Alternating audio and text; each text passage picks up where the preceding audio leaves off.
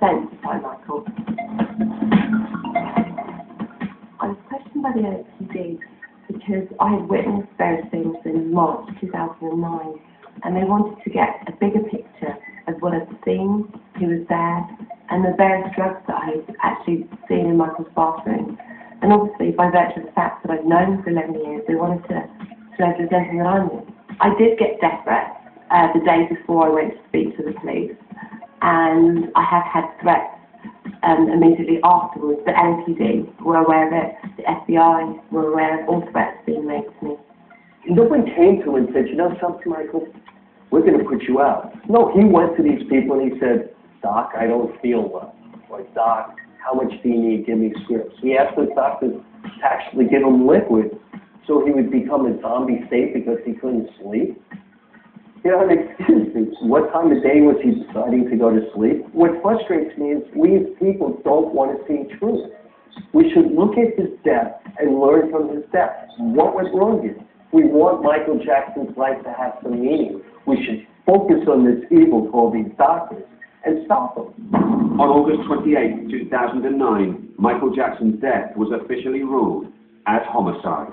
When most people hear the word homicide, they think murder, but it doesn't mean that. Just because the coroner believes it was a homicide, that means he thinks a human being was involved. It's up to the district attorney to decide whether to seek charges for murder or manslaughter or some other crime. The Los Angeles Police Department's criminal investigation focused on Dr. Conrad Murray, Jackson's personal physician, who was at his bedside the day he died. He's a cardiologist, certainly not qualified to handle Michael Jackson's pain management. I'll put it that way. Maybe a heart problem, but certainly not for pain. I'm not sure why Dr. Murray was giving Michael Jackson anesthesia when in this country it would only be an anesthesiologist that could do that.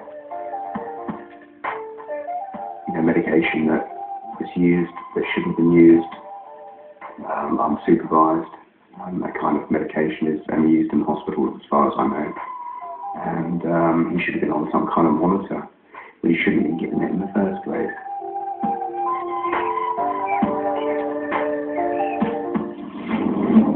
Dr. Murray was employed by concert promoter AEG Live only 11 days prior to Jackson's death. By the way, isn't it interesting? He hires a doctor from Texas, and Texas has a medical malpractice law that limits the amount of money you can get for malpractice. He pays the piper according to the tune, and if Michael wanted that, he'd find someone and pay him enough to do it. £500,000 he offered me to obtain medication. I want to really clarify this because it's got kind of mixed up in the media. He asked for propofol, which is a form of anesthesia that's given in surgery. That is not something that you take at home. It's something that you need a qualified anesthesiologist to administer. The official cause of Michael Jackson's death was acute propofol intoxication. Vials of propofol, also known as Diprovan, along with an IV stand, were found in Jackson's Holmby Hills mansion after his death. Jackson referred to the drug as his milk and used it to help with his chronic insomnia. Diprovan is not a narcotic, but it is a very potent medication to put people to sleep. Normally used in an operating room. I've never seen Diprovan at somebody's house. This medication, you joke about the OR calling it milk of amnesia because it's white. You give it to someone IV and they go to sleep within a matter of seconds. You're really asking for a state of unconsciousness that may or may not result in the ability to resuscitate. You can have a person that's been on narcotics for several years. They can take a huge dose of it and perform as if they weren't on anything. When you use this medication, it's a chronic, it's an everyday thing. I think if he wasn't on the medication, he wouldn't even been there for rehearsal. I've had patients coming in on 4 and 5 grams, not milligrams, but grams of morphine a day, and they can walk, talk, look normal because their body has built up a tolerance to it. It's so dangerous. And a patient needs to be monitored while they're on it, so it's not something they can self-administer. I warned him many times. I shouted at him on several occasions. And I actually told him verbally, Michael, this will kill you. Michael, you will die. Michael always said that he could handle it, our worst nightmare was that he could not, that there would be an overdose. Jackson's family lawyer, Brian Oxman, says he repeatedly warned Jackson and his family about the drugs problem. The man was in pain, and there was no question about it. He needed to have certain medications, but the problem becomes the overuse of medication. And that's something which people, I think all people find very difficult to control. He simply wasn't able to control it. More could have definitely been done to help Michael. I tried my very hardest to help Michael. The problem is, and I think it's just one big circle.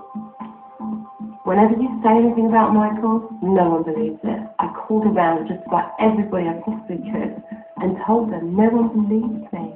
I spoke to some media outlets in the States. For legal reasons, they couldn't do or say anything. And it just got to the point that, you know, even if you are telling the truth about Michael, no one would believe it. So that's what made it so hard to help him. And if you say anything through the fans, you'll get vilified for saying what the fans deem as bad things about Michael. So I was in a catch-22 situation. But I do know at the very same time that I was speaking to some media outlets and various people, Michael's family were doing the same, in particular Joe Jackson, who I know for definite that Joe Jackson and Leonard Rose were trying to help Michael. Do you know, I never forget the day that I had to sleep next to Michael Jackson's bed because we were concerned that someone would come in his room, give him something, and he simply would not wake up the next morning. I had this problem with Michael. Michael wanted to go to London Zoo and see gorillas. So we got ready. He didn't come out of his bedroom. I walked into his bedroom and he was lying on the bed, and I kind of tried to wake him up. And he wouldn't wake up, so I put my hands over his body and I said, Michael, what's going on? What did you take? Michael, are you okay? He was not okay. He missed that visit to the zoo. I was surprised that he lived as long as he did. This guy was on a serious amount of drugs.